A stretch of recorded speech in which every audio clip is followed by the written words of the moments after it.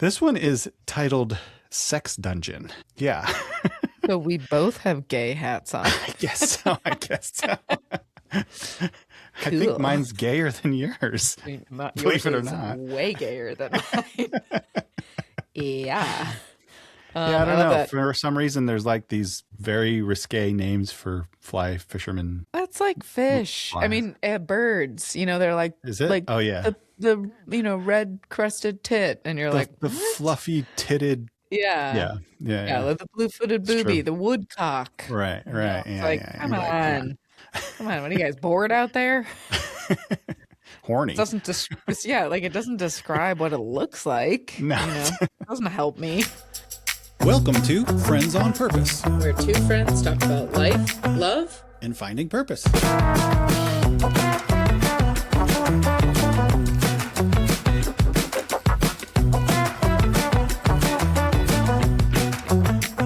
I've been waiting to tell you.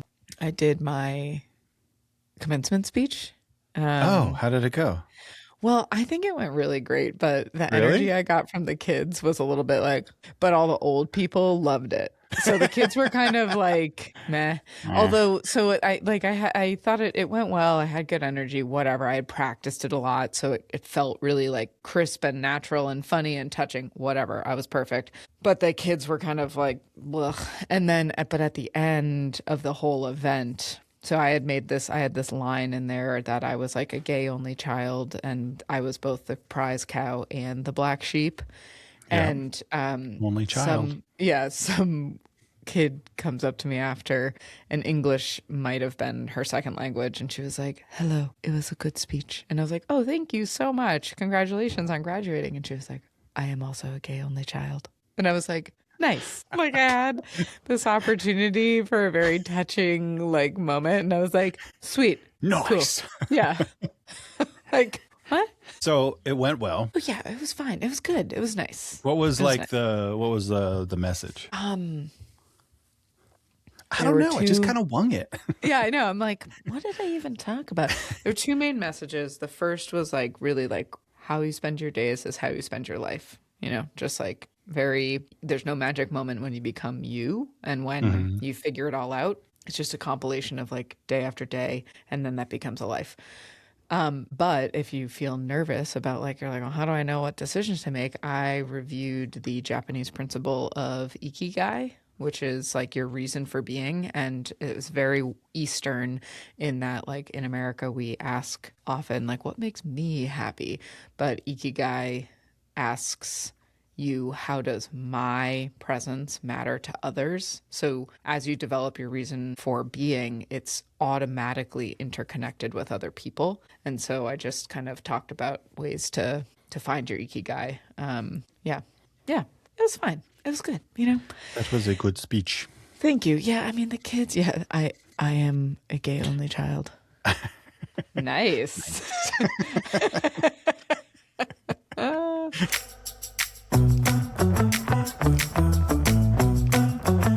Well, because we both live rurally, we were just wondering aloud to each other, is rural living actually better, or have we been hoodwinked? Have we been hypnotized by trees? Yeah. Traditionally, rural towns in New England have lots of trees. Is that for That may people not who be- are listening who don't know? Who don't know? That's for our Western. Those- A Western Do you live in a audience. city? What you might not know is that we have trees where we live. For those of you who are living in the A concrete jungle. rural areas of Arizona, Right, that's desert. Good point. Yeah, we thought we'd just chat a little bit about like I want to be really careful. This is not a like other place bashing. This is a little like no, not at all. an ode to where we live, because we both I think have a real fondness in our heart for rural living. And Sure. yeah, we just want to get into it a little. Should I start with Sarah's science That section? seems like the most logical place to start Yeah. is with So- Sarah's science segment. Sarah's science segment. Actually, I'll just It's say really segment, quickly. right? Not section. Like segment's I don't more know. of a I think media segments, thing, right? I think. Yeah, so okay. Sarah's science segment. I went to the physical therapist the other day Yeah. for my knee. Finally, I'm doing my PT, and so Uh, I had to leave work for a second. And people were like, "Oh, where are you going?" And I was like, "I have to go to my knee PT." knee PT. And everyone, and everyone was like, "What?" And I was like, "My knee Knee PT. PT. I have to go to my knee PT." And so I have to work on my delivery of that. My That PT sounds for like you my got knee, delivery down. physical therapy for my knee. Yeah. Yes. So the science, so I kind of just tried to synthesize this a little because there were a lot of ways we could go. Yeah. So really, the four categories that I looked up some, like, as you know, I have a fondness for science journals. I don't like, this isn't pop science, okay? We're trying to peer-reviewed journals here. So Antonelli et al. In 2019 published biometeorology. That's the International Journal of. So this is a big deal. Okay, Or bio. biometeorology. Okay. Biome. No, it's biometeorology. That's the International Journal of. Okay. So there, so the point of this research was to do a meta-analysis of just under 1,000 different studies on forest bathing. And it found that That already all, sounds like no, it's real. pseudoscience. It's real. All but two of those studies were able to demonstrate a cortisol level difference between those who step out into nature and quote unquote forest bathe and those who don't. So there's like a physiological thing that actually is proven to happen. And cortisol, as you know, is a stress hormone. And so we want to reduce our cortisol. Cortisol spikes when we are stressed. With forests specifically, not just Well, I'll nature. get to that. But yes, Okay. it is, Interesting. it is, the cortisol levels were significantly lower after time in a forest environment. That's what those 1,000 studies that they researched or analyzed showed up with. A review in Global Advances in Health and Medicine, also 2019, found that forest exposure produced a 102% increase in high frequency heart rate variability, which we want. So heart rate variability is something that your like Apple Watch will track or other health trackers will track to essentially establish how quickly you come back to your resting heart rate. It's kind of like a indicator of like how quickly you can calm yourself. And so they noticed that there was a positive effect of people out in forests, which they determined was a direct marker of parasympathetic nervous system activation. Which, so it's like your parasympathetic nervous system is what's part of helping you calm and regulate. When Mhm. they put these same people in urban environments, they did not have that parasympathetic response, that calming effect. They actually had higher tension, anxiety, depression, anger, and confusion when they're in a city environment versus in a forest environment. I guess that makes sense. And we'll tell you why. So, contact with nature, according to Brotman, publishing a piece in Science Advances of 2019, says that contact with nature is associated with increases in happiness, subjective well-being, positive effect, and a sense of meaning and purpose, alongside decreased in mental stress.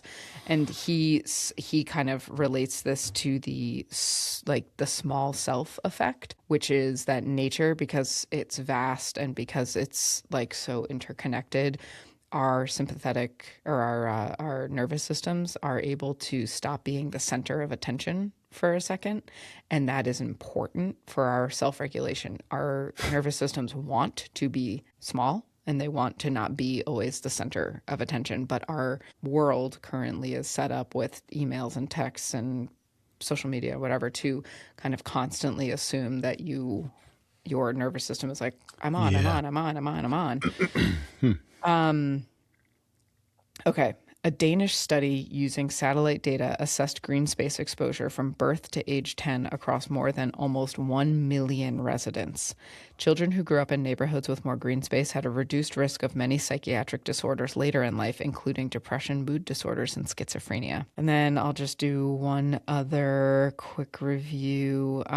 Research published in Personality and Individual Differences, that's a journal, sounds crazy, in 2022 found that the well-being benefits of awe, like wonder, operate through two distinct mechanisms: an expansion of time perception and the small self feeling that we talked about. And those appear more consistently when you're in nature. So you lose track of time in a good way Oh, when you're out okay. in nature, kind of like Yep. wandering, you're distracted, your mind, is Yeah. relaxed, your time slows down. And then that small self feeling when you feel like, oh, I'm bigger than, I mean, there's something bigger than me going on. And that has really positive effects. So, basically, just to summarize, I would say that, being more connected to nature has positive physiological and mental impacts on us. But I think what's important is for us to talk about how that really shows up in reality. And is it all just sunshine and rainbows? I mean, kind of. Okay. Kind of a lot of those. Scientifically speaking, yeah. Yeah. Mm-hmm. Yeah. Yeah. That's cool. So let's dive in. That checks out. So what I think there's personally, I know I made a very intentional move from urban environments to more rural settings, because I am really drawn and connected to nature, and I wanted to, instead of live in an urban environment and always be leaving to go on vacation, I was like, what if I just live in the place I want a vacation in? And for me, I want a vacation in the mountains, in the woods. And I don't know what I was expecting, but rural life over the past decade and a half, I was gone for a little bit, but has really, I've been indoctrinated into the culture, and I have, some idiosyncrasies that I really, really love. Like what? I think I find that one might assume that because we're more spread out and we're very independent people, that you don't get to know your neighbors as well as maybe if you live in a city block. But I've come to find over the years That's that quite the opposite. it's the exact opposite. I know my neighbors so well, and I a lot of the stuff that you think matters in the context of, I know when I've lived in other cities is we don't talk to them. They're different than us. It's out here, you just you There's need way less. Yeah. Yeah. I would agree. totally. And I would argue that, well, maybe not argue, but you're definitely more, anonymous in a city That's setting. right. And I think that's Yep. an appeal for a lot of people, For some people, yeah. particularly young people wanting to leave small towns. I mean, that's kind of the trope, right? I want to get out of here. There's nothing going on. Yeah. You go Everyone to the city knows and me. you can be a new person. You can start, Reinvent. you can, Yeah. reinvent and explore. And, so, I think there's that appeal, but it's interesting that, the science is saying, it's at least nature. We're not necessarily small towns, but wide open spaces, forests. I'm assuming vast Lakes. spaces, lakes, Yep. water in particular. So Totally. ocean.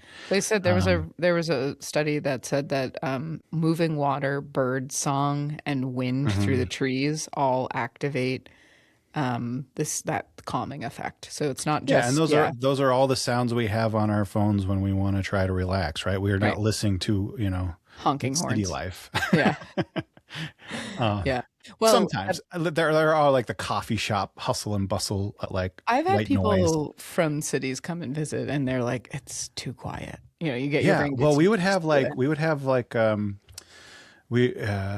we were doing the rebrand at the college, we had a few different ad agencies come to to scope out the work, and we were basically opening up the bid and meeting who we wanted to hire, and they're all from the cities, big cities, Boston. I think one came from New York City. Yeah. and every single one of them said, it's so dark here. Yeah, totally. Like they were surprised how dark it was on the roads. Driving on the roads. Driving was like startling to them. Yes. Yeah. And it's true. I mean, like, it's so true. You're kind of flying blind. Well, so when I first moved when I moved to Vermont the first time from Washington D.C., I noticed at first, and I moved right in the dead of winter, so it was just dark all the time, and I was like, "There's no street lights anywhere." Right. Like, wow, what are we supposed to do here? But then I remember, like, shortly thereafter, maybe like 6 or 7 months, I drove back from Vermont back down 95. I was like back to DC or something. And I was like, all of these highway streetlights are so bright. It was so blinding. And yeah, you adjust really, really quickly. But back to like small town, like rural vibes. I mean, there are some things that I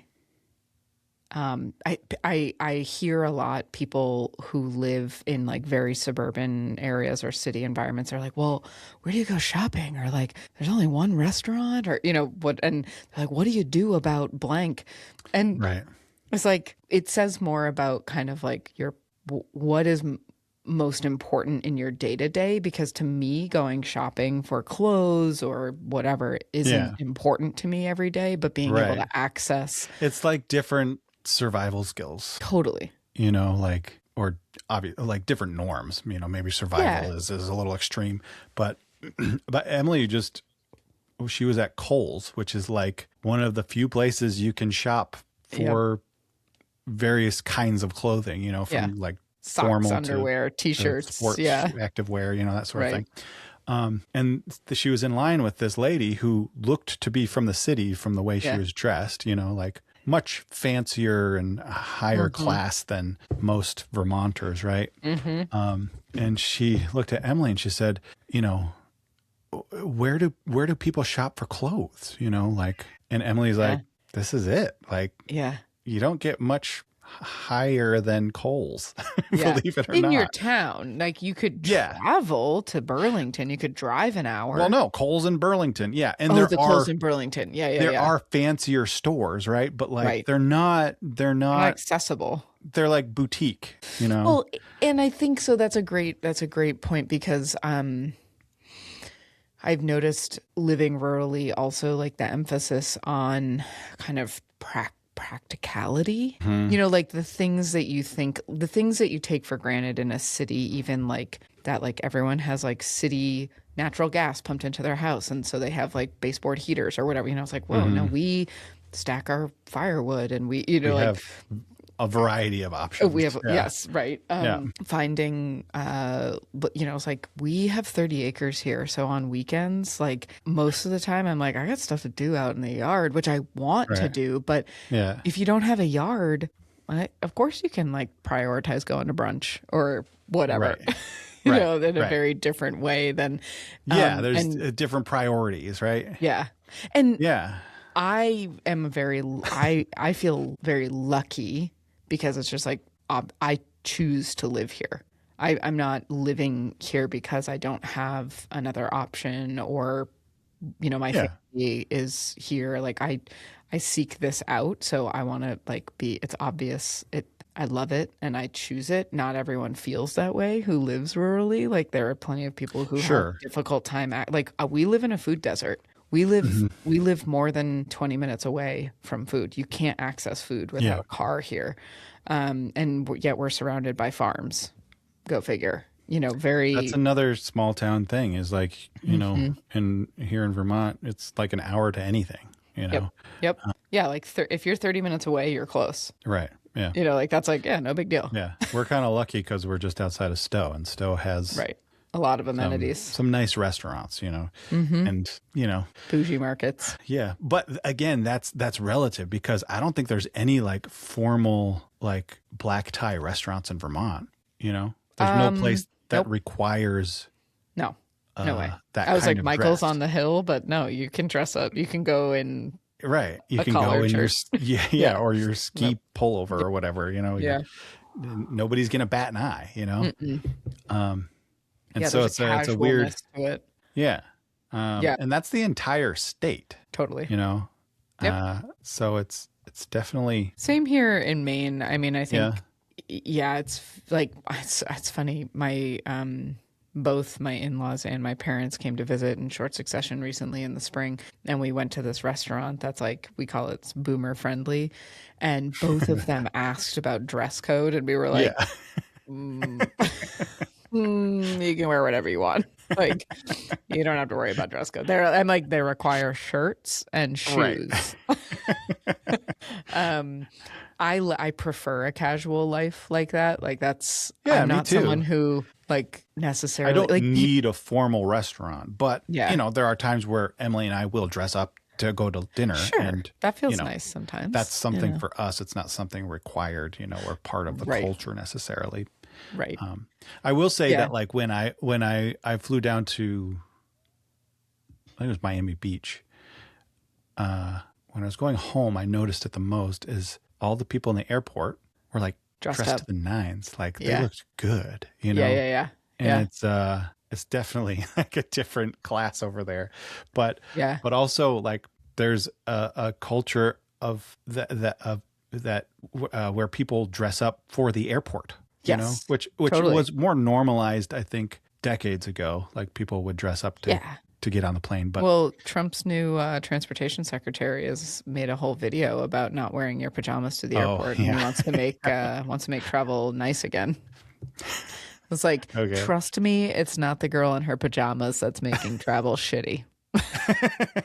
That's true. It's not it. I find I've always really loved being Big Fish, Small Pond. I feel like Belle in Beauty and the Beast, where she's walking around, she's like, bonjour, bonjour, oh, bonjour, bonjour, Yeah. bonjour. I love walking into markets and the car mechanic and knowing people. I like being known. I like knowing people.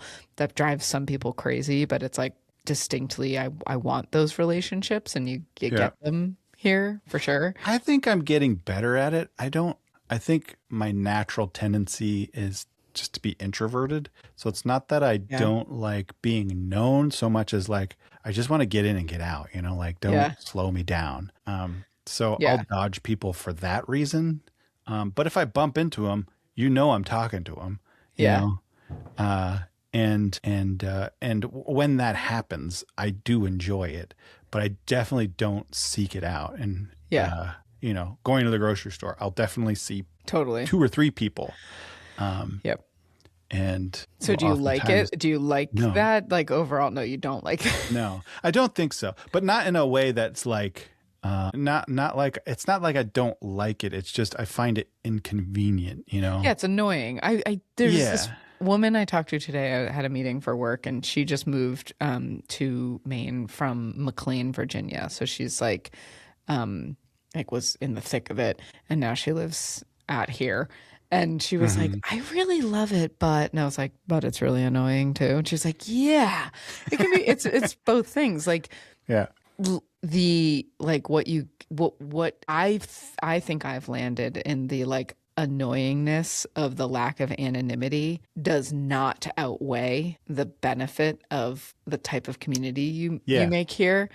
And I would agree with that. I would agree with that. I think I think I would prefer to connect with people like that than to not have that at all. You know? Right. That would feel really lonely. Yeah. There's some idiosyncrasies I think we should go through. I personally, I love waving at strangers on dirt roads. I don't have a truck, but I always do the truck wave, hook the thumb and do the 2 fingers up. 2 fingers. Yeah. I had a friend who used to just do his pinky just because he thought it was funny. That is funny. I think it's very funny. I loved your note on the good hardware store, and I'd like to talk about that for a second. Sure. Because when Eric and I were doing a project together, I was like, oh, did I have one? I said, I was like, I want to go to the Ace. And you were like, those guys, they don't know what they're talking about. They don't know. They're just all mean and cranky in there, and they don't actually know. And I was like, is it better than Abba Show? And you were like, no, You're like, No. those guys don't know what they're talking about. It's like the opposite, you know? Totally. And Yeah. it's true. It's true. That's why we got to go to Johnson Farm and Garden, Johnson F&G. What's up, Yeah. Owen? They know what they're talking about. Although he's upstairs in the office now, so I don't see him that often when I go there. Bummer. Just like, what? I know, he sold me some. But everyone at the counter knows I'm his family, so they give me the family discount. Nice. And I don't even know the people at the counter. They're just like, Owen's family discount, right? I'm like, oh, yeah. And you're like, definitely. Yeah. And I don't go in there very often. But so Johnson Farm and Garden's a great example. But like, again, back to the practicality. Like my friend the other day, I was telling her that I was going into a gas station and I was getting food. But it's not, like general stores, gas station, pizza, whatever. Like only in rural areas do you have like a greasy little gas station that has the best Peruvian food you've ever had. Like we have a Nepali cuisine. Nepali cuisine. And it's fantastic. Of a Shell station. That's right. Yeah. It got like awards, I think, in 7 days or something. Yeah. Totally. My partner and I often go around and like rate gas station pizza. Everyone's got pizza and coffee and a breakfast sandwich, and those types of places are they're the kind of the glue of these areas, because like everyone it's kind of it's evolved too. So it's like, you have your New York style pizza, but then small town, rural life will turn those pizzas into something of their own. Right. Right. Like a place down the road, Toby's got breakfast pizza, and it's like, that's got hash browns on it, and it is delicious, and you're not going to want to miss it. And to call it pizza is probably a crime, but that's a stretch. That's what it is here. There's a diner down the road that they do everything from they do spaghetti dinners, spaghetti, spaccato. I've been saying that all the time. I've never heard of spaghetti. It's like everything from like great breakfast, but then they also do like venison dinners in the winter. Like they do like these like fiddleheads. Fiddleheads. Like restaurants are taken from homeless guys who are picking fiddleheads and selling them at the back of the kitchen. Restaurant kitchens. Yep. Yeah. Like endearing. Terrible. I don't know. I like. Exactly. You put in also in our notes running into town. Right. The instinct to be like, you're more rural than I am. Like I'm in the middle of Morrisville, which tends to be. You are. But even where I lived in Morrisville, like when I would leave, on the outskirts. Yeah, when I would leave where I was, I would text my neighbor Jen, and I'd be like, "I'm heading into town. You need anything?" Like. It's like we're like 3 miles, but we're up the hill, and if you're going into town, you might as well, you need anything. And in grand scheme of things, it's probably not that different of a distance for someone in the city going to Target. No way. It's 3 not miles at all, away, but it's just a culture thing. It feels more of a trip out That's here. Right. It does. It's like you're switching biomes, you're going from the outskirts of town, which is, the forest. I'm at the foot of Mud City. And you're going into the big city, yeah. I'm going into downtown. We've got a Tractor Supply, so we do. We have 3 hardware stores, a Tractor Supply, a McDonald's, and like 11 banks. Okay, and a stoplight. Are you talking about Morrisville, or are you talking about your town? Yeah, no, my town has none of that. My town has none of those things. Vermont's the only state in the country that doesn't have a McDonald's in the capital. I know. Thank God. We're holding on. I'd like to touch on the weather, and how when you live practically out here for life out here, the weather matters a lot, and that is a topic. It's like, how's your well? Are we still in drought? It's the go-to small talk. Yep. Yeah. It's what gets things rolling in a conversation. Oh, I saw we're already at the 3rd haying this August. It's gonna be a good hay season. And you're like, it's been nice and dry. Yeah. Yeah. And I find myself having those conversations, and I'm like, well, and being able to keep up. Like you're not know just you're like paying bullshitting. attention. No, I definitely am. I can keep up. Yeah. Yeah, and then Have I you think there's who have you so this is kind of a new theory for me, and I'm not sure if it's small town or if it's American. Measuring distance in minutes, not miles. So Burlington is an hour away, not 35 miles away. I think that's rural because no, I think that's American. Yeah. I have no think it idea is what too. Europe is doing, but like I remember Definitely miles or kilometers. Kilometers. Yeah, but you know what's something interesting about Europe, for example, is for them, like, 250 years is no big deal. And we're like, hurrah. And for us, 250 miles is no big deal. And they're like, no, like traveling that far is insane because that would be another country. There's this German lady crying on TikTok because she moved 3 hours away from her family and she's never going to see them again. 3 hours. I'm like, that's nice. I drive 5.5, like once a month to see my parents. Right, exactly. Yeah, totally. Driving to Massachusetts it's a trip, but it's not like but I cross like 4 state lines. It's not a vacation, it's just a drive. Yeah. It's just a lot of traffic. There's also the cult of like in small towns, like kind of like where do you get the best blank? Who has, like the secret swimming hole here? Yeah, exactly. But like knowing you're on the inn, which can sometimes be a little toxic. Little toxic. I mean, it comes down to like fishing spots, you never You don't want to You reveal. always talk one up like it's something special. So everybody goes there away from you. Right. But you never give yours away. Yeah. Do you fish on the Lamoille? Yeah, sometimes. I don't really like doing that because it's such a small river. Yeah.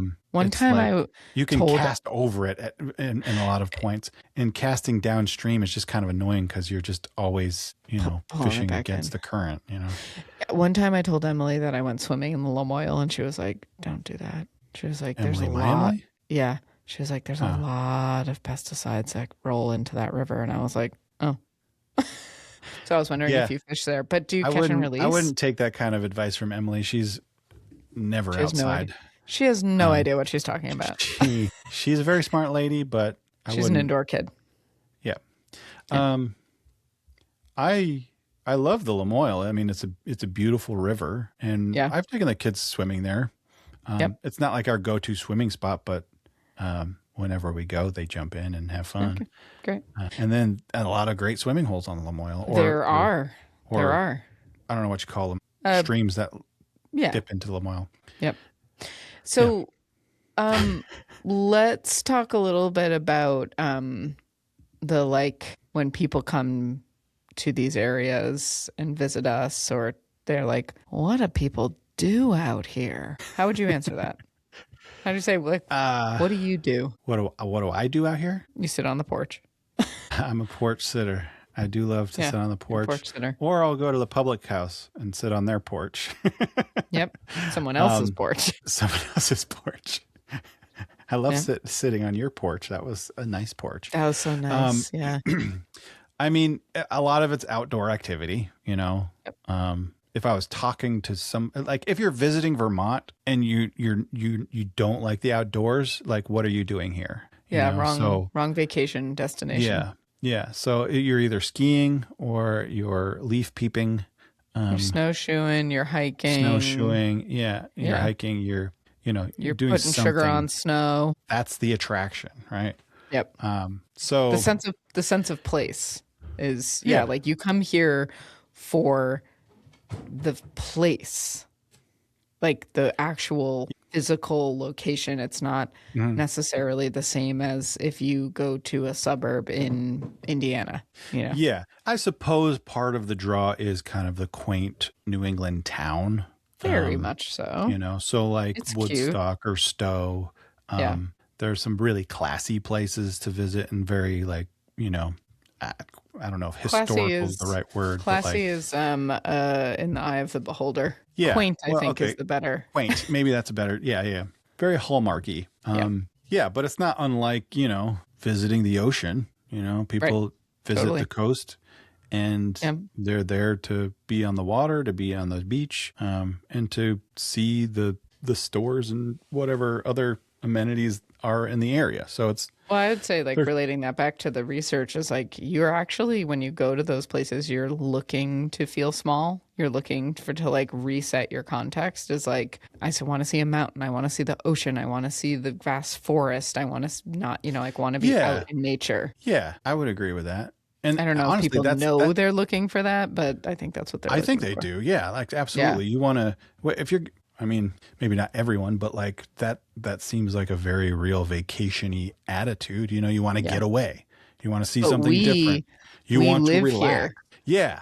Well, that's kind of where I'm at like these last few years, and I think maybe it's just a getting older thing, but like I'm realizing that like I don't know if there's a scientific word for it, but like finding peace, Yeah. isn't something you find. It's something you like you Cultivate. stop. No, not even that. I think it's something that, at least for me, is something that I like stop interrupting. Because I think my default is peace. Is that Yeah. like for a long time I thought peace was a destination, like a beach Yeah. vacation or a cabin in the woods or, Right. a long weekend away from work, right? A break. Yeah. And those things are wonderful and I think are necessary. I grew up going to Florida to see my grandma. Yeah. And, we'd go to the ocean. And so I grew up with just this love for the ocean. So now every time I step onto a ocean beach, it's like I'm instantly relaxed, right? The sound of the waves, the smell of the air, feeling like, I don't know, like there's nowhere else I'm supposed to be. Yeah. And it just feels like instant peace. And so like these last couple of years, I've been able to actually slow down. Yeah. And I started to wonder, like, is the beach really doing all the work or can I like bring that home? You know what I mean? Because like, I don't know, I can be at peace at home as long as I like remember that attitude. Like, Yeah. Getting out of my car on a warm summer evening and it's like being more mindful, I guess. Yeah, I think just so. like, I like find to it's stop and smell the air, like it's the easier for fresh me. mountain air is like, Yeah. if you pay attention to it, it's as just as relaxing as when you show up, when I show up on the beach. See, it's easier for me to do that in more natural settings. I don't find that peace in No. when I was working in Chicago, when I lived in DC. I would when not lived in find that Boston. visiting the city, Yeah. So I think like the peace, like of course you can find peace in small moments, like wherever you live. But I think that for me personally, it's easier to access living in with a little more open space and a little more natural quiet. But it's still intentional. Yeah, of course. Yeah, totally. And there's a lot of, there's plenty of reasons why people who live where we live might not find peace. But I find it easier here. Which For sure. Which I think we should probably touch on some of those, like some of the things that we find that says like, oh, I love living here and it's annoying. What are some of the annoying things? Right. Well, the annoying things is that everything's inconvenient. It wasn't until a couple of years ago where I had to go to Burlington, an hour away, just to buy underwear, you know? So we just got a Marshall's, I don't know, a couple of years ago, so that was handy. And it's not like I need underwear every day, but, well, you want to, but I it's think nice. You wear it every day, right? I do. I do need it. You were not day. affected by this wearing. I don't. I'm sorry. You have such a hard time with underwear. Just don't wear it. But when you need new sweatpants, that's a big deal. I have to go on the internet. I have to find the internet. I think I've noticed living where we live that I have been lucky enough to be able to continue to find the work that I do and the work that I like went to school to do. But that's been a tough one. Yeah, people don't have that. And that like feeling of like industry leaving, I think you wrote it as like feeling kind of forgotten. Like, is anyone like, what do we do with these, like my neighbors who can't drive anymore and have no access to food and also can't get to the hospital if they have a medical, like there's just the infrastructure isn't there. We're losing, as a nation, we're losing birthing centers left and right. Oh, we lost one in our closest town. It's gone Huge to Copley. deal. So everyone Oh, has is it to really? go to, Yeah. So people everyone's have to going drive. If you Uviana. live, yep. If In you the live, winter, good luck. you drive 50 minutes to have a baby. Yeah. If you have diabetes, you have to go 1.5 hours to a diabetes clinic down in southern Maine. Yeah, it's insane. Yeah. So there's some definite draws. I would say healthcare in general is kind of like a drawback. If you have any sort of like complicated medical needs, that's tough. Yep. Or even just having a variety of providers to choose from. Yeah. If you like have beef with your one doctor, good luck. Right. If they're your neighbor and you're annoyed Or with if your them. one doctor retires. Remember, so this is such a small town thing. I was seeing a therapist for so long and she was so amazing. And she helped me through so many things. My neighbor had to come over and sit me down and tell me that my therapist died because she worked with her husband and there would have been no other way that I would have found out. And I was like, well, ain't that some shit? Like, that's some She was like a soul. Yeah, she was a sole practitioner, and it's just she died really unexpectedly, and so she hadn't had time to like set up. But like my neighbor was like, "I want to tell you something. Are you sitting down?" You were at my house when that happened. Was I? No. Yeah, I must have come over right after. Oh, was I? I'm pretty sure you like exited the print shop to take a call, and you're like, my therapist just died. Oh, you're right. Yeah. No, you know what it was?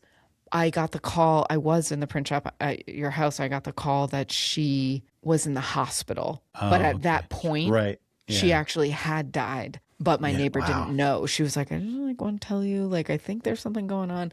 Yeah, I know. Anyway. And a good therapist is hard to find, and even harder. Listen. In the sticks. That's right. And she got me through my divorce. And she got me through my mom issues. But you know what? I haven't found a good therapist. You still have the tree. You still have the trees. I do. I have the trees.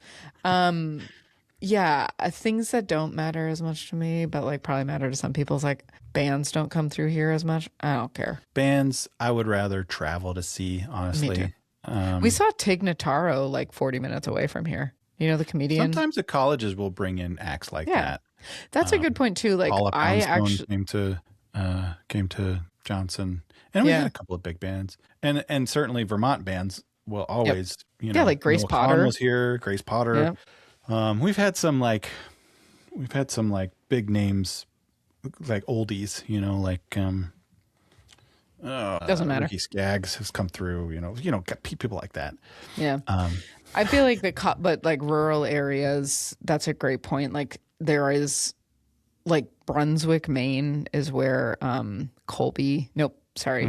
Nope. It's where Waterville is where Colby is with Bowdoin. Bowdoin is like further south, and these are like New England prep private, preppy colleges that have a lot. There's like always a really good Indian restaurant, and like like Dispatch comes through and whatever. So the colleges definitely help rural areas attract talent and culture. Of course, a lot of those are dying too. There's going to be a lot fewer of those in the next decade. There's a lot fewer. I mean, already Vermont probably lost 6 or so, and that's 7. A lot for our little state. Mm-hmm.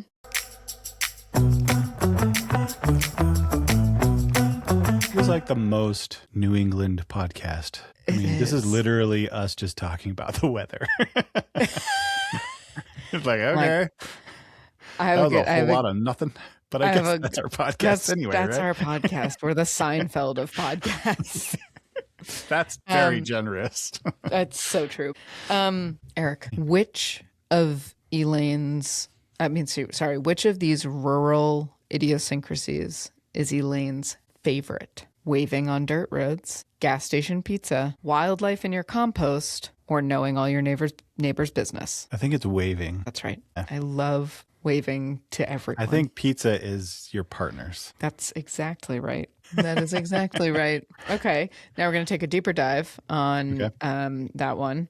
Which woodland pest is my least favorite when they're eating my compost? Is it a porcupine? Is it the deer, a skunk, or the birds? It's either deer or skunk. That's right. It is the skunk. The skunk. My dogs have been skunked. Yeah. Too many times. Not fun. We had one knock on our door.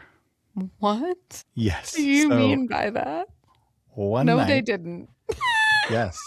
We were gone, but we told the babysitter, hey, we've had a skunk around here. So when you go home, like out to your car, just be aware that it might be roaming around. When we got home, she told us the story that she heard some tapping at the door. And she's like, who's that? Sounded like a, I don't know, like a little kid knocking, like Ew. a timid little knock. She Like a opened ghost. up, nobody was there, and looks down, and the skunk was right there. And she just closes the door. Like, Thank goodness she's like a farm girl, so she's very privy Capable. to all kinds of wildlife. yeah. So she was just like, yeah, the skunk knocked at your door tonight. And The skunk wants to come in. yeah. Oh my God. So that was crazy. Which is Elaine's favorite rural New Englandism? Yeah. Bub.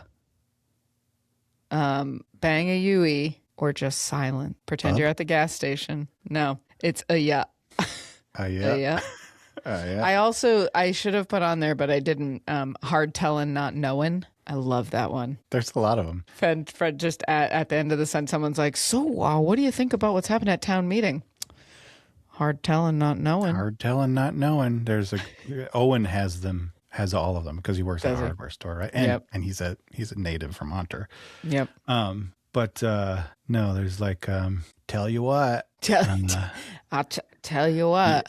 I tell you what. There's I'm not the guy. That's for this, very but, Vermont. when I was in college, I had to do I was assigned, so it was like a branding class. Yeah. We had to create brands for fictional companies, and I was given a local cheese company, Okay. and I think it was like fictionally set in Vermont. So I had to come up with a tagline and a logo. So my tagline was, "Yep, I love cheddar." It's not a bad And tagline. my professors loved it. Yeah, So I feel very proud of myself for that one. you should. You really should. Okay. Last question. What? Is there one more question? No, we're going to move on. Was We that lost- 3? Yeah. Oh, wow. Okay. We lost trivia momentum anyway. Hey, friends. If you're enjoying this podcast, could you leave us a rating and review? It doesn't have to be long, but just a few words and or heart emojis. It helps more people discover the show. And friendship, as it turns out, grows better with a good review. If you've already left a review, thanks. You're doing the quiet, heroic work of helping the algorithm believe in friendship. So, are you familiar with the regional attitudes of kindness? Mm-hmm. So, I saw this cool map on, must have been Instagram, one of those, to where the Northeast acts mean, But they're is actually, nice. Yep. The Southeast acts nice, but is actually mean. Mm-hmm. The Southwest acts mean and is mean, and the Northwest is nice, acts nice, and is nice. Huh. What about the Midwest? They're just nice too. Well, I think there's a cutoff. So it's, if you think of the country cut off in in quadrants. quarters. Yeah. Okay, so that's fair. the acts mean is nice, I think, does spill into like Minnesota. Yeah. But I think there's a divide somewhere there I believe it. where they start being just nice all the time. What would that be like? I don't know. We got to go to Oregon and figure it out. I can't. That's too far. Yeah, I definitely because most of my family is from New England, and even though we moved a lot, I'm pretty New Englandy. It's like I prefer it. I prefer just like I don't want to like I want to just nod at you. I want to wave and nod, and then I want to keep going.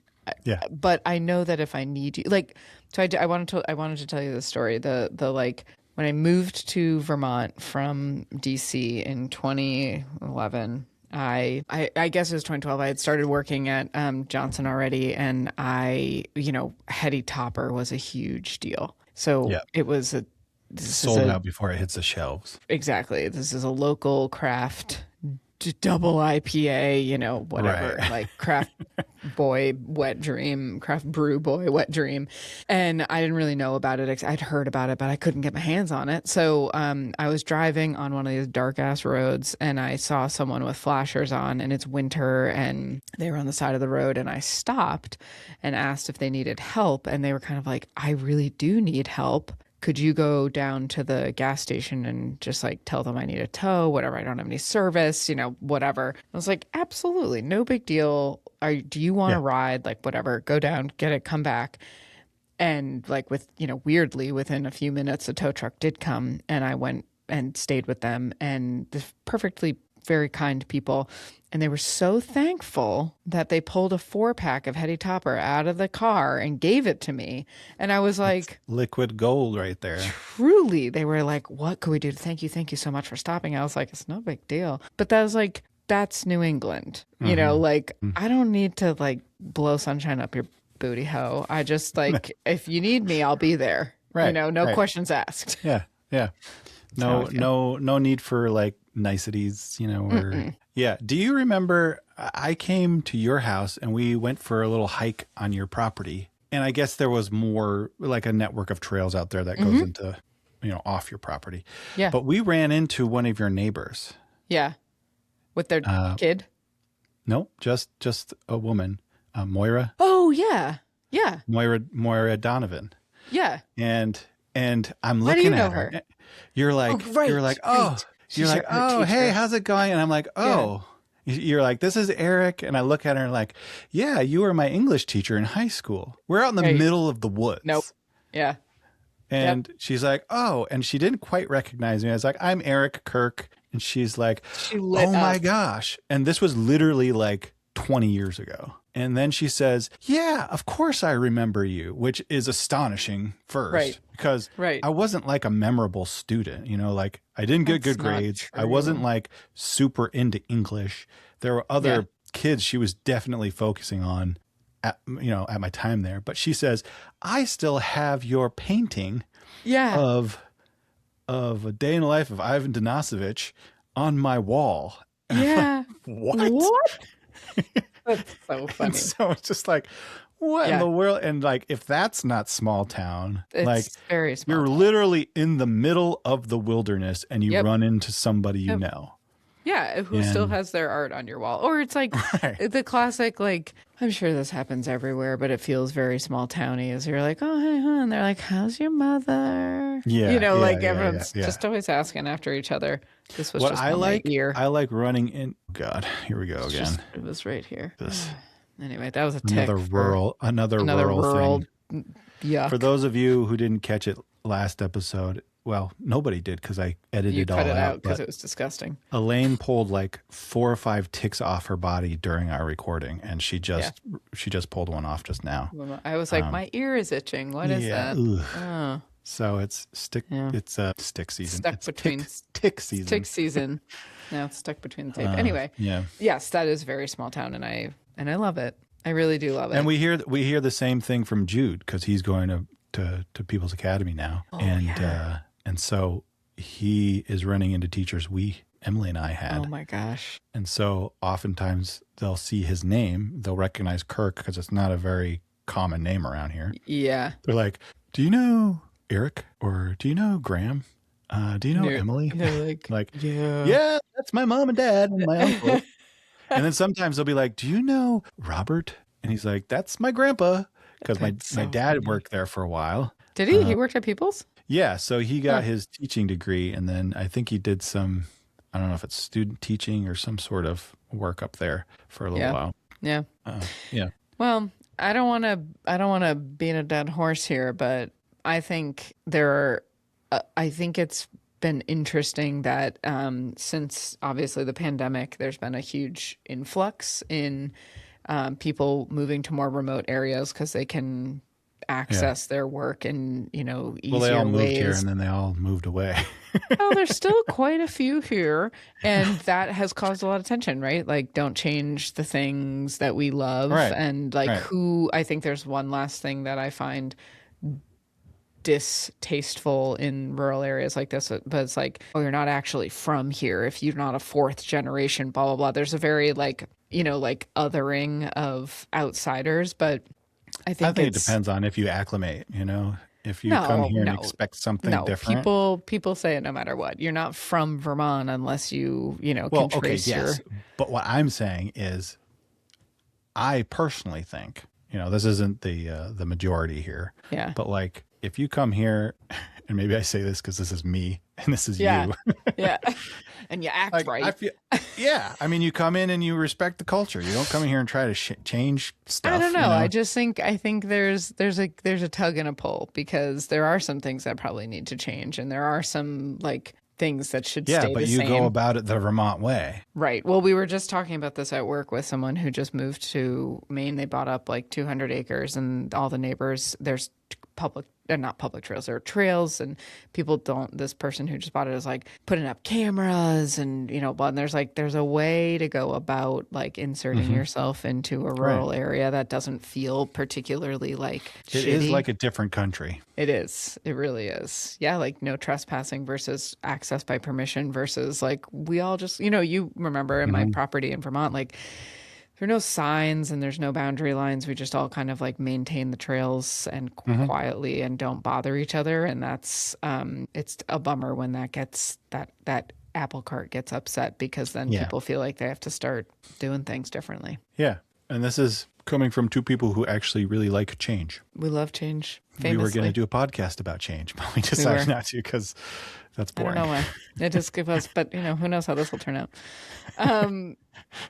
So I think we've chosen to live here in these areas, and now this is where our lives are. And I personally, I wouldn't have it any other way. I think I could do something different, but I think I would always return here. Yeah. And I think that's probably because I've always been here. Right. Yeah. Since you were young. But yeah. So yeah. Yep. But the more I am here, the more I love it. Yeah. That's you so growing. I might just get stuck, Yeah. In a good way. Should we splash down? Should we splash down? You have such a nice, what is it? Timbre? A nice resonance? Yeah, resonance. I'm nasally.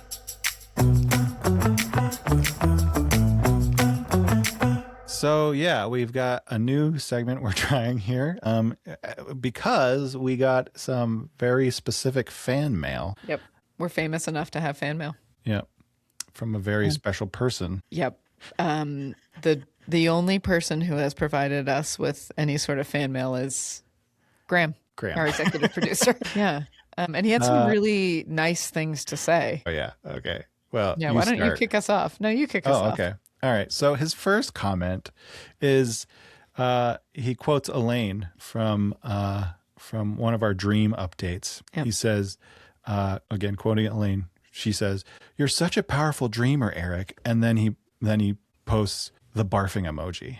Followed quickly by, "Okay, Eric with the dreams, eye roll emoji." So what I'm gathering from this fan mail is that he doesn't like when we talk about our dreams, but specifically Except that he has admitted, but we are getting close. Ooh, I don't know. Yeah.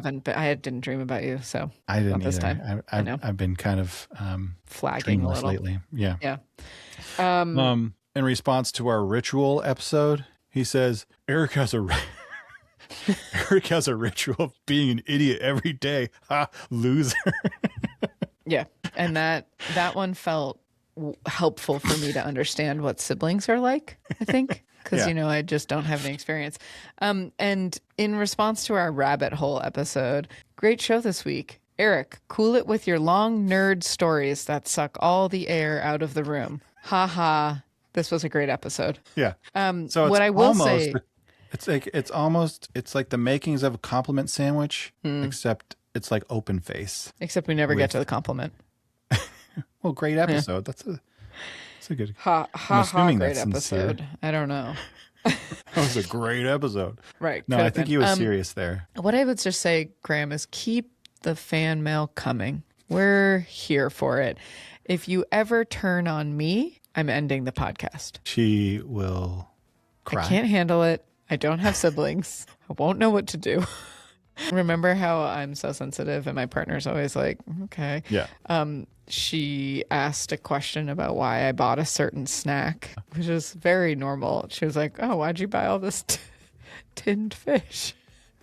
I was like, I just want you to like not laugh at me and just think that I'm like amazing and just like be respectful.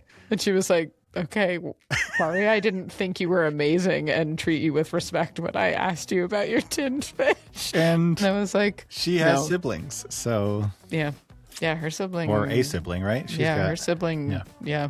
Yep. They were pretty typical siblings. So, yeah, it's hard for me. So, Graham, watch out. If you push me too hard, I'll cry. And so, yeah, I'm loving it. Should we do it again? Yeah, I think so. All right. Do you think so? We'll see. I think so. I always think so. Yeah. See you next time. All right. I'll see you later. Okay. Bye.